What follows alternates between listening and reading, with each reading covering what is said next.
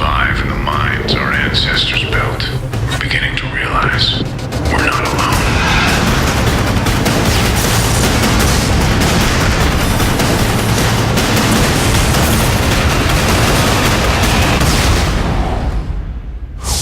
Red Faction 1 was very successful right out of the gate. The ratings were really high, got a lot of very positive reaction out of the fans.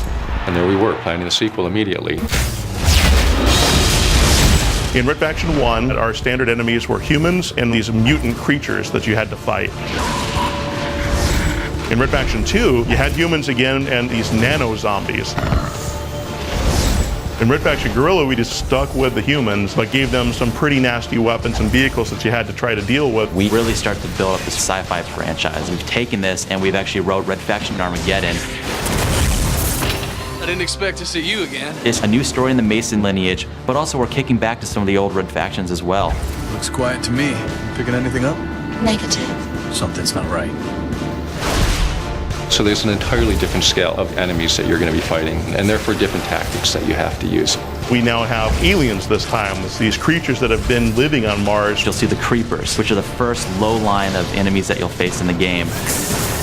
These guys like to melee you, they like to spit acid at you. Then we have the Ravagers, they're kind of like the mid-level infantry. They stick to buildings, they can throw lightning bolts at you. And then we have some of the bigger enemies, the tanks, the heavies.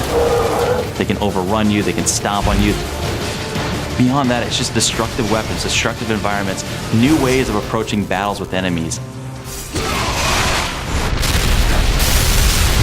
Geomod means geometry modification. You fire a rocket at that wall, it shouldn't just turn black. There should be a hole in that wall, and it should go through that wall and blow up something on the other side of that wall. Our prime weapon, our signature weapon, is definitely the magnet gun. The magnet gun in Red Faction Armageddon is this amazing piece of weaponry where the player fires out an attractor, and then you fire out the second part, which is propelled towards whatever you put the attractor on. We've given you a nano forge so that now you actually can repair structures as well. You can blow up a bridge or access points to you so that the enemy can't get to you, but then you can repair that bridge and get out of there.